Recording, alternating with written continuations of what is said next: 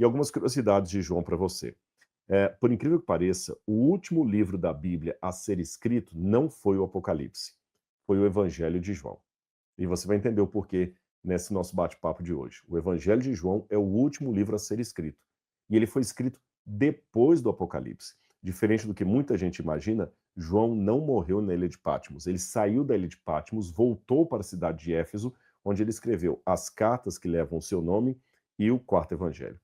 A bem da verdade, falando em João, escrever, evangelho, autoria, um grupo considerável de teólogos nega a autoria joanina do quarto evangelho. Então, nós temos duas propostas fora daquela mais conservadora, que é a que eu adoto.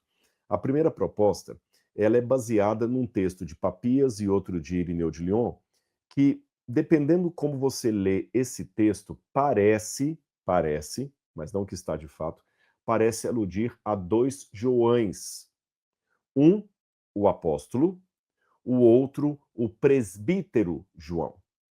Então, alguns acreditam que um deles, o presbítero João, foi o que escreveu o texto e não tem nada a ver com o apóstolo João. Só o presbítero seria um João idoso. Outros, eu participo desse segundo grupo, acreditam que o presbítero João e o apóstolo João são a mesma pessoa. Mas ainda falando daqueles que negam a autoria joanina. Então, alguns acreditam que esse João seria o presbítero e outros até dizem que não há um único autor do quarto evangelho, mas cristãos anônimos daquilo que é chamado de a comunidade joanina.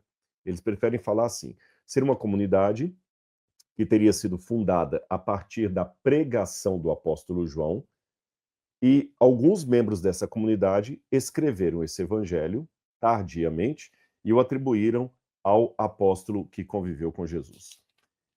Eu, particularmente, tenho uma ideia mais conservadora que também é defendida por muitas pessoas na academia, que o Evangelho de João foi escrito pelo apóstolo João, um dos 12, que fazia parte daquele secto de discípulos mais íntimos de Jesus, e dentre eles, aqueles três que Jesus tinha mais intimidade para revelar algumas coisas, a saber, Pedro, Tiago e João, sendo Tiago e João dois irmãos. Nós vamos ver sobre isso daqui a pouco.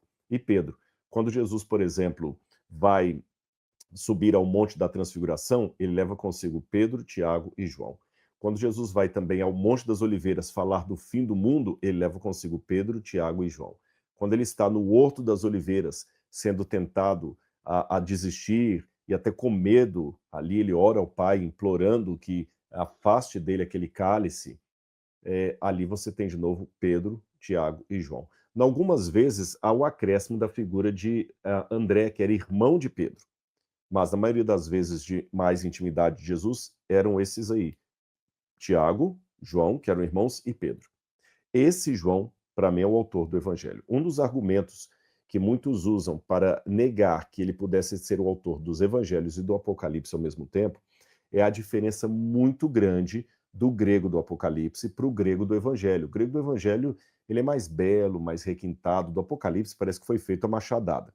Mas isso pode ser explicado a partir de um evento, de um recurso que havia no passado muito comum, que era o uso de um secretário ou um escriba. A Bíblia fala, por exemplo, de Baruch, que era escriba de Jeremias. Paulo usava escribas, ou, como fala escriba, não é o doutor da lei, não, é aquele que escrevia mesmo, um amanuense, um secretário, um escritor. Paulo usava escritores, por exemplo, para escrever muitas de suas cartas. Na época do Novo Testamento, autor e escritor não eram sinônimos perfeitos. Você pode ser o autor de um livro, mas o escritor seria outro.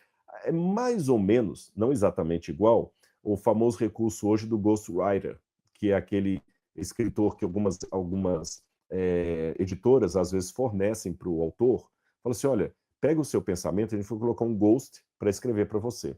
É um ghost, é um fantasma, ele não aparece, né? Vai ser o seu nome, mas ele vai escrever a partir das suas ideias. Ele só vai colocar no papel numa linguagem mais jornalística. Na época seria mais ou menos assim. Por exemplo, Cícero, que era o grande legislador romano, o Cícero tinha vários escritores com ele, vários secretários fazendo as suas cartas. Inclusive, muitos especialistas em literatura latina percebem muitas diferenças de estilo nas cartas de Cícero, mas eles não negam a autoria de Cícero. As diferenças de estilo se devem ao fato de Cícero usar diferentes secretários e diferentes formas de ditado. Você tinha, por exemplo, o ditado verbatim, que era palavra por palavra. Você tinha um ditado de ideias, que a pessoa escrevia com a ótica dela, e você só revisava depois. Então, existe uma tradição tardia, eu reconheço, mas que eu posso me valer dela, que João, quando estava na ilha de Patmos, tinha um secretário com ele, um companheiro ali de prisão chamado Próhoros. E Próhoros seria aquele que escreveu as visões de João conforme João ia dizendo para ele, citando para ele. E o evangelho já foi escrito na cidade de Éfeso com o uso de um outro secretário, de um outro estilo, daí a diferença do grego de João para o grego do Apocalipse, mas sendo o mesmo autor, o apóstolo João, não necessariamente o mesmo escritor. Perceberam?